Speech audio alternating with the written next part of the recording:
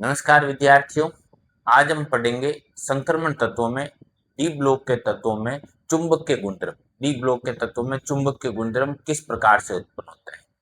पिछली क्लास में हमने पढ़ा था डी ब्लॉक के तत्वों के ऑक्सीकरण अंक ये परिवर्तनशील दर्शाते हैं, क्यों और किस प्रकार से ये ऑक्सीकरण अंक प्रदर्शित करते हैं, उन सब की बारे में। आज की क्लास में हम पढ़ते हैं चुंबकीय गुणधर्म। जो डी ब्लॉक के तत्व है वो चुंबकीय गुणधर्म किसके कारण उत्पन्न करते हैं और कौन कौन से चुंबकीय गुणधर्म उत्पन्न करते हैं। तो सबसे पहले बात करें संक्रमण तत्वों की, डी ब्लॉक के तत्वों की। तो हम जानते हैं कि डी ब्लॉक के अंतर्गत केवल व केवल धात्विक तत्व उपस्थित होता है, धातु आती है। धातु में उपस्थित होता है मुक्त इलेक्ट्रॉन, और जब वो मुक्त इलेक्ट्रॉन होगा तो वो दो प्रकार की गति करेगा। एक तो नाभिक के चारों ओर घूमेगा, वो हो गई उसकी कक्षीय गति, कक्षा में उसके कारण उत्पन्न होगा कक्षीय आघूर्ण। और एक इलेक्ट्रॉन जब कक्षा में घूमेगा तो अपने स्थान पर, अपने अक्ष पर घूमेगा, उस गति को कहेंगे अक्षीय गति, जिसके कारण उत्पन्न होगा अक्षीय आघूर्ण। और कक्षीय अक्षीय आघूर्ण से चुंबकीय आघूर्ण उत्पन्न करेगा। उस चुंबकीय आघूर्ण की गणना हम एक सूत्र के द्वारा करेंगे, एक व्युत्पत्ति के द्वारा करेंगे, म्यू बराबर एन कोष्टक एन प्लस 2। तो बात करें हम चुंबकीय गुणधर्म की, तो संक्रमण तत्वों में हमें जानकारी में कौन सी तत्व आती है, धात्विक तत्व आता है। क्या आता है? धात्विक तत्व।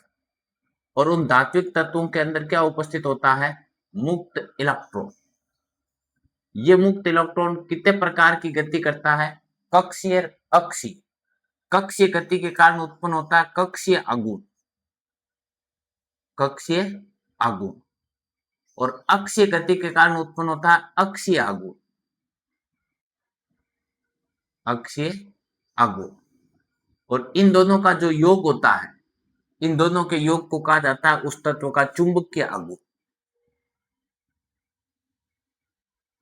चुंबकीय आघूर्ण।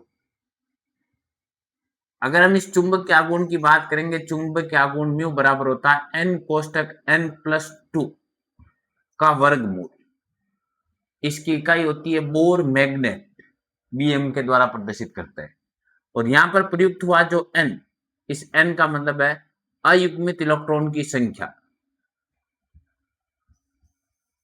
अयुग्मित इलेक्ट्रॉन की संख्या। किसी भी धातु के संयोजी कोष में अयुग्मित इलेक्ट्रॉन कितने हैं। तो वापस देखना, संक्रमण तत्वों के अंतर्गत आते हैं धात्विक तत्व। धात्विक तत्वों में उपस्थित होता है मुक्त इलेक्ट्रॉन। ये जो मुक्त इलेक्ट्रॉन होता है दो प्रकार की गति करता है, एक कक्षीय गति और दूसरे अक्षीय गति। अगर आप इसको ठीक से नहीं समझ सके तो हम ये कह सकते हैं, ये देखो ये तो हुआ नाभिक, ये हो गई इसकी कक्षा, इस कक्षा में घूमेगा वो तो हो जाएगी कक्षीय गति, और अपने अक्ष पर घूमेगा वो गति हो जाएगी अक्षीय गति। तो एक तो कक्षीय गति और एक अक्षीय गति। तो कक्षीय आघूर्ण और अक्षीय आघूर्ण जो चुंबकीय आघूर्ण को उत्पन्न करेंगे, उसकी गणना आप इस सूत्र के द्वारा कर सकते हैं। इस चुंबकीय आघूर्ण के आधार पर ठोसों में तीन प्रकार के चुंबकीय गुणधर्म उत्पन्न होता है। कितने प्रकार के चुंबकीय गुणधर्म उत्पन्न होता है? तीन प्रकार की चुंबकीय प्रवृत्ति प्रदर्शित करेंगे तो हम ये कह सकते हैं तीन प्रकार के चुंबकीय गुणधर्म उत्पन्न होता है, चुंबकीय गुण प्रदर्शित करते हैं। अब तीन प्रकार के चुंबकीय गुणधर्म कौन कौन से हैं उसकी अगर हम बात करें, तो पहली चुंबकीय व्यवहार प्रदर्शित करता है वो है अनुचुंबकीय, अनुचुंबकीय, अनुचुंबकीय।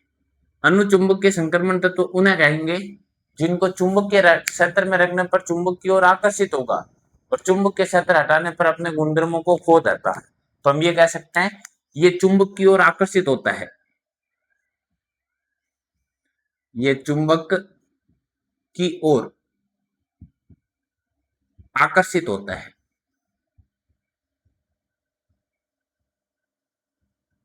इनको चुंबकीय क्षेत्र में रखोगे चुंबक की ओर आकर्षित होंगे, और क्षेत्र हटा दोगे तो ये अपने गुणधर्मों को खो देंगे। इस प्रकार के तत्वों की बात करें तो इनमें एक से लेकर के तीन तक के अयुग्मित इलेक्ट्रॉन उपस्थित होता है। जैसे आपने लिख दिया Ti+3, वेनेडियम V+4 या वेनेडियम+3, या आपने लिख दिया Cu+2। ये जो तत्व होते हैं ये अनुचुंबकीय पदार्थ के रूप में होते हैं, जिनको चुंबकीय क्षेत्र में रखने पर चुंबक की ओर आकर्षित होंगे, बट क्षेत्र हटने पर अपने गुणधर्मों को खो देंगे। और पहचान ऐसे करोगे कि इसमें अयुग्मित इलेक्ट्रॉनों की संख्या है वो 1, 2 और मैक्सिमम 3 तक हो सकती है। दूसरा होता है जो प्रतिचुंबकीय पदार्थ। प्रतिचुंबकीय पदार्थ, प्रतिचुंबकीय संक्रमण तत्व नाम से स्पष्ट है, चुंबक से प्रतिकर्षित होंगे, अर्थात इसमें सारे इलेक्ट्रॉन युग्मित अवस्था में होंगे, इनका चुंबकीय आघूर्ण 0 होगा। तो हम ये कह सकते हैं ये चुंबक से प्रतिकर्षित होता है, ये चुंबक से प्रतिकर्षित होता है।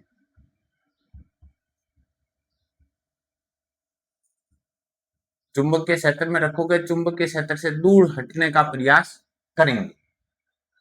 एक बात और भी ऐड कर सकते हैं उनमें, ये इनमें n का मान 0 होता है, मीन्स कोई भी अयुग्मित इलेक्ट्रॉन नहीं उपस्थित होता है। आप इसको ऐसे भी पढ़ सकते हो, इनका चुंबकीय आघूर्ण है वो कितना होता है, 0 होता है। अगर इस प्रकार का एग्जाम्पल देखें तो आप कह सकते हो Ti+4 V+5 Zn+2 Cu+1, ये सारे तत्व है जिनमें n का मान 0 है। इस कारण ये कैसे तत्व है, प्रतिचुंबकीय तत्व है। अगले की बात करें तो अगला तत्व है लो चुंबकीय पदार्थ।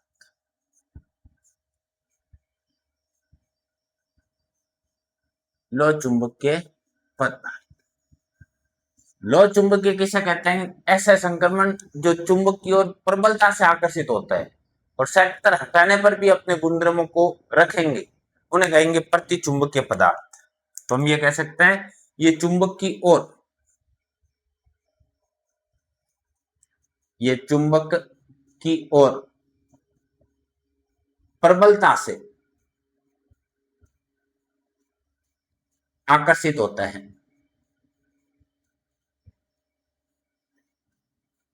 अगर चुंबक के क्षेत्र में रखेंगे, चुंबक की ओर प्रबलता से आकर्षित होंगे।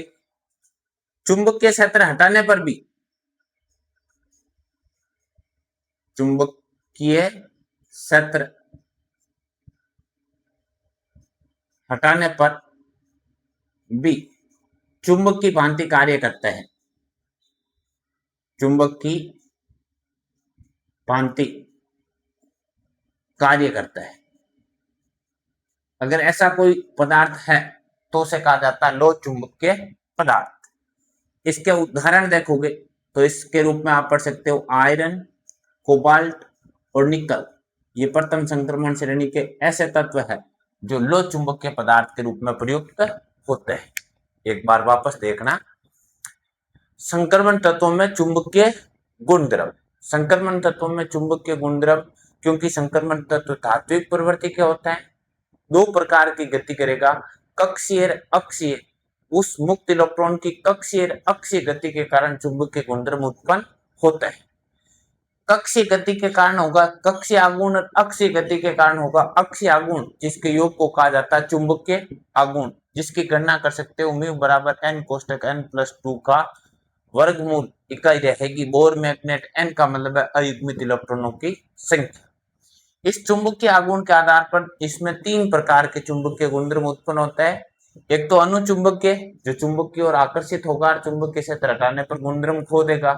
पहचान के लिए 1, 2 और मैक्सिमम 3 अयुग्मित इलेक्ट्रॉन होते हैं। प्रतिचुंबकीय, जो चुंबक से प्रतिकर्षित होगा, इनमें एक भी अयुग्मित इलेक्ट्रॉन नहीं होगा। लो चुंबकीय, जो चुंबक की ओर प्रबलता से आकर्षित होगा और चुंबक के क्षेत्र हटाने पर भी अपने गुणधर्मों को रखेगा, छोटे चुंबक के रूप में प्रयुक्त होगा, उन्हें कहेंगे लो चुंबकीय पदार्थ, जैसे आयरन, कोबाल्ट और निकल। अब हम इनके बात करते हैं चुंबकीय आघूर्ण की। तो एक हम एग्जाम्पल लेते हैं, ये ले लिया हमने उदाहरण कि हमारा है फेरेसाइन Fe+2 का चुंबकीय आघूर्ण। हम बात करते हैं Fe+2 का चुंबकीय आघूर्ण कितना होता है, म्यू का मान कितना होता है। तो सबसे पहले हमें बात करनी होगी एपी की, फेरस की, Fe+2 की। अगर हम इसके इलेक्ट्रॉनिक विन्यास की बात करें तो आयरन के परमाणु क्रमांक होता है 26। आयरन का इलेक्ट्रॉनिक विन्यास होता है argon, argon 3d6 4s2। 2 electron कम करोगे तो इसका इलेक्ट्रॉनिक विन्यास हो जाएगा आर्गन 3d6 4s0। ये इसका विन्यास होता है। हम जानते हैं कि डी उपकोष में कक्षकों की संख्या होती है 5, या आपने डी उपकोष के 5 कक्षक बना दिए, पहला, दूसरा, तीसरा, चौथा और 5वां। हुंड की अधिकतम बाहुल्यता से 6 इलेक्ट्रॉनों को भरोगे तो पहले तो समान चक्रण के इलेक्ट्रॉन आएंगे, फिर इलेक्ट्रॉन का युग्मन हो जाएगा। यहां से स्पष्ट हो जाएगा कि यहाँ अयुग्मित इलेक्ट्रॉनों की संख्या आपको कितनी प्राप्त होगी, 4 प्राप्त होगी। आपको क्या प्राप्त करना है कि आपको प्राप्त करना है Fe+2 का चुंबकीय आघूर्ण। सूत्र क्या होता है, n कोष्टक n+2 का क्या है, वर्गमूल, जिसमें n का मान कितना है, 4। अगर यहाँ 4 रखोगे तो ये रख दिया आपने 4 कोष्टक 4+2 का वर्गमूल, 4 2 6, 6 चौक 24, 24 का वर्गमूल।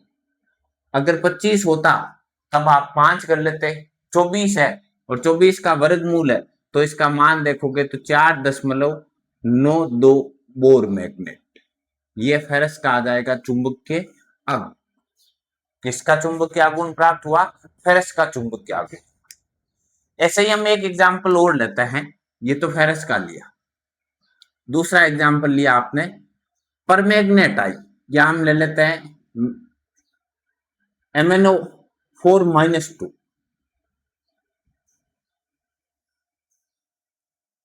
आयन का चुंबकीय आघूर्ण।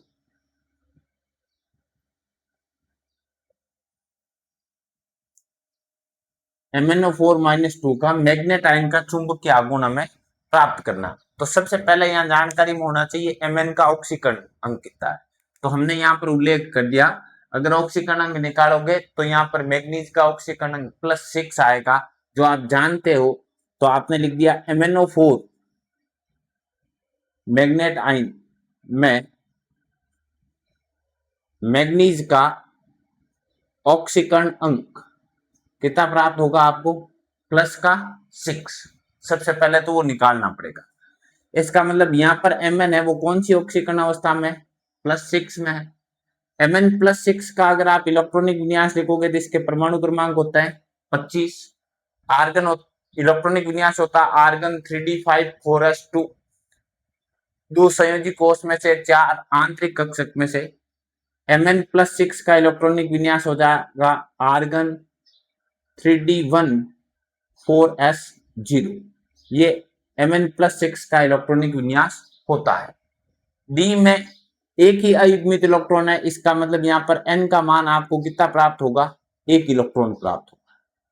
चुंबकीय आघूर्ण ज्ञात करने का सूत्र क्या है, म्यू बराबर n कोष्टक n+2, उसका वर्गमूल इकाई हो जाएगी आपकी बोर मैग्नेट। मान है 1, 1 + 2, 2 और 1 3, 3 को 1 से गुणा किया तो 3 का वर्गमूल। 3 का वर्गमूल निकालोगे तो मान आ जाएगा 1.73 और इकाई क्या हो जाएगी, बोर मैग्नेट।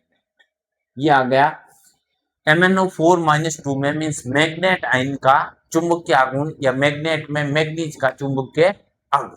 मैग्नेट आयन का चुंबकीय आघूर्ण आपने प्राप्त कर लिया।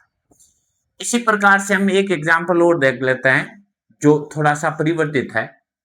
पहले तो सीधा आयन दे दिया, फिर आयनिक अवस्था में एक आयन का दे दिया। एक हमें ऐसे दे दे, एक धातु है जिसका ऑक्सीकरण अंक है +2, जिसके परमाणु क्रमांक है 27 का चुंबकीय आघूर्ण ज्ञात करो। सब में चुंबकीय आघूर्ण है बट सबकी कंडीशन अलग अलग प्रकार की। इसका चुंबकीय आघूर्ण हमें क्या करना है, ज्ञात करना है। तो हमारी जानकारी में होनी चाहिए ये M मींस धातु, कौन सी धातु है जो +2 आयनिक अवस्था में। तो उसके लिए यहाँ पर कोष्टक में दे रखा कि उसके परमाणु क्रमांक का नाम नंबर है वो 27 है, 27 है। तो इसका मतलब हम ये कहेंगे कि यहाँ पर जो M है, M का मतलब किससे हुआ कि M के परमाणु क्रमांक है 27 और 27 परमाणु क्रमांक किसके होते हैं? 27 परमाणु क्रमांक होते हैं कोबाल्ट के। M का आवेश है +2, तो कोबाल्ट पर भी आप आवेश कितना करोगे? +2। पहली जानकारी में ये होनी चाहिए।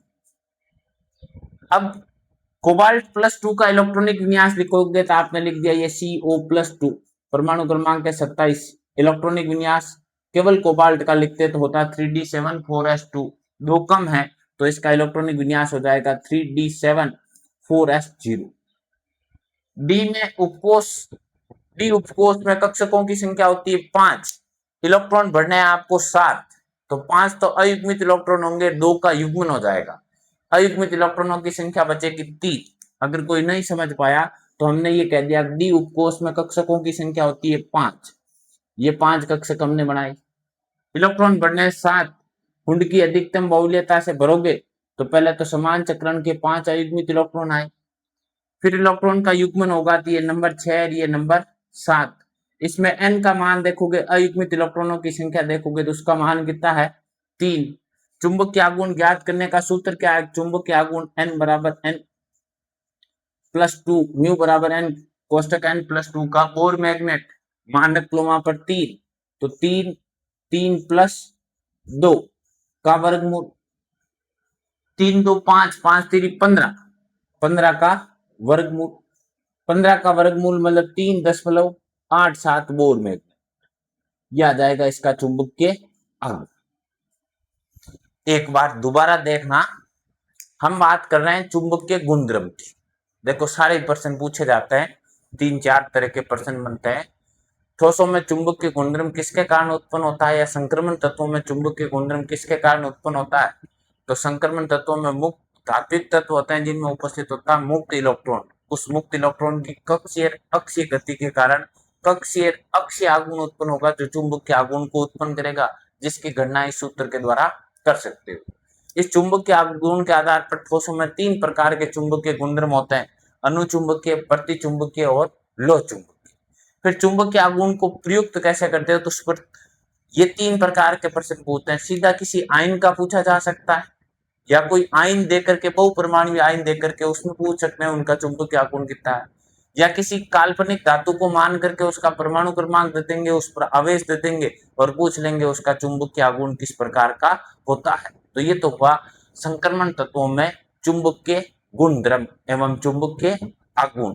अब हम देखते हैं संक्रमण तत्वों में संकुल यौगिक का निर्माण क्यों होता है। ये तो हुआ संक्रमण तत्वों में चुंबकीय गुणधर्म। अब हम बात करते हैं संक्रमण तत्व है वो संकुल यौगिक का, डी ब्लॉक के तत्व है वो संकुल यौगिक का निर्माण करते हैं, ऐसा क्यों? तो संक्रमण तत्व संकुल यौगिक का निर्माण करते हैं जिसके प्रमुख कारण निम्न है। पहला कारण है नंबर 1, संक्रमण तत्वों का मींस डी ब्लॉक के जो धात्विक तत्व होते हैं उनमें रिक्त डी कक्षक उपस्थित होते हैं। तो पहला कारण हो गया इनमें रिक्त डी कक्षक उपस्थित होता है, रिक्त डी कक्षक, संक्रमण तत्वों में रिक्त डी कक्षक उपस्थित होता है। पहला कारण तो ये हो गया, रिक्त डी कक्षक उपस्थित होंगे तो वो लिगेंड को उपसहसंयोजक बंध बनाने तो खाली स्थान प्रदान करेगा। दूसरा, केंद्रीय परमाणु पर धातु आयन पर उच्च आवेश होता है, उच्च धनावेश होता है। संक्रमण तत्व है उस पर या धातु आयन पर है वो उच्च धनावेश होता है, ऑक्सीकरण ज्यादा प्रदर्शित करते हैं, धनावेश भी अधिक होता है, उच्च धनावेश होता है। अगली बात करें तो ये परिवर्तनशील ऑक्सीकरण दर्शाते हैं, ये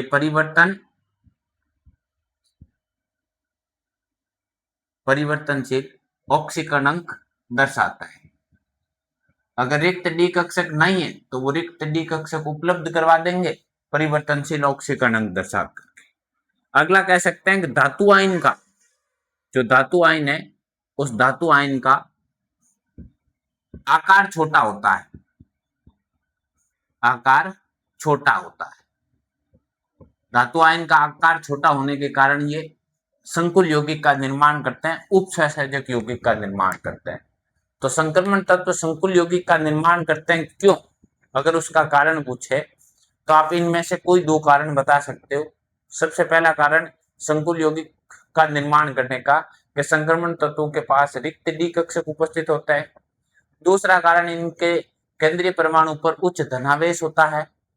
तीसरा कारण हो गया कि परिवर्तनशील ऑक्सीकरण अंक दर्शाते हैं, रिक्त डी कक्षक नहीं है तो ऐसे कर लेंगे खाली। और अगले कारण की बात करेंगे तो आवेश उच्च धनावेश होने के कारण इनका आकार है वो छोटा होता है, इस कारण आसानी से लोन पेयर को ग्रहण कर लेता है या उपसय से जो बंध का निर्माण कर लेते हैं। अगर हम इसके एग्जाम्पल की बात करें संकुल यौगिकों के एग्जाम्पल की, तो आप बहुत सारे एग्जाम्पल ले सकते हो। जैसे आपने ये ले लिया NiCN4 -2, पहला संकुल यौगिक ले लिया निकल का। दूसरे संकुल यौगिक की बात करें तो आपने ले लिया आयरन का Fe NH3 का होल 6, जिसकी समन्वय संख्या 6 हो गई, प्लस का 2। पहले में समन्वय संख्या 4 हो गई, दूसरे में 6 हो गई। एक आपने और ले लिया मैग्नीज का MnCO का होल 5। ये सारे ही तत्व है वो कौन सा एग्जाम्पल है संकुल यौगिक के। तो एक नंबर का प्रश्न आता है संकुल यौगिक का निर्माण करते हैं संक्रमण तत्व, क्यों? तो ये कारण है, इन कारणों से वो संकुल यौगिक का निर्माण करेंगे। एक गुणधर्म की बात हम और कर लेते हैं, वो कर लेते हैं मिश्र धातु। मिश्र धातु, मिश्र धातु का निर्माण करते हैं क्यों, या मिश्र धातु कहता है किसे? तो मिश्र धातु किसे कहते हैं परिभाषा दे तो दो या दो से अधिक धातुओं के मिश्रण से बनी धातु को कहते हैं मिश्र धातु। परिभाषा क्या हो जाएगी? दो या दो से अधिक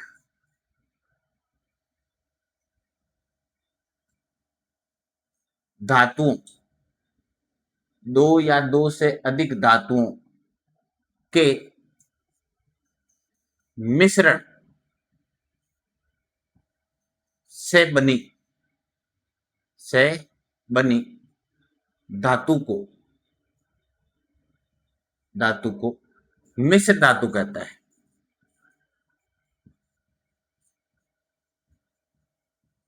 दो या दो से अधिक धातुओं के मिश्रण से जो धातु बनती है उस धातु को कौन सी धातु कहते हैं? मिश्र धातु कहते हैं। इनमें यह विशेषता होती है मिश्र धातु का निर्माण उनके द्वारा किया जाता है जिनकी परमाणु त्रिज्या का अंतर 15% से कम होता है, और संक्रमण तत्वों की परमाणु त्रिज्या का अंतर 10% से कम होता है। इस कारण ये मिश्र धातु का निर्माण करते हैं।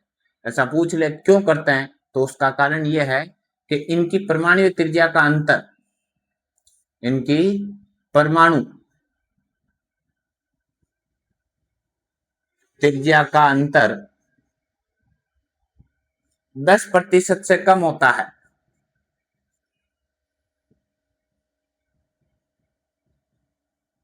इस कारण ये मिश्र धातु का निर्माण करता है।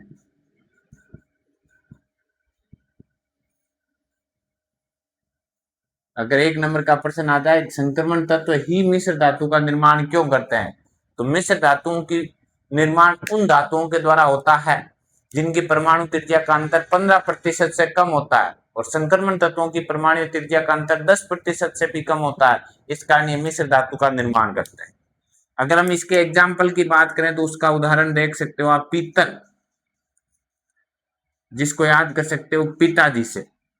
पी है वो तांबा प्लस जिंक का मिश्रण होती है, पीतल है वो कॉपर प्लस जिंक का मिश्रण होती है, Cu प्लस Zn का मिश्रण होती है। एक एग्जाम्पल हम और ले लें तो एक उदाहरण आपने और ले लिया कांसा।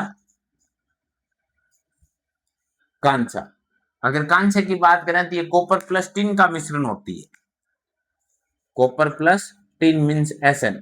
ये इसके दो एग्जाम्पल हो गए, पहला पीतल हो गया, दूसरा क्या हो गया? कांसा।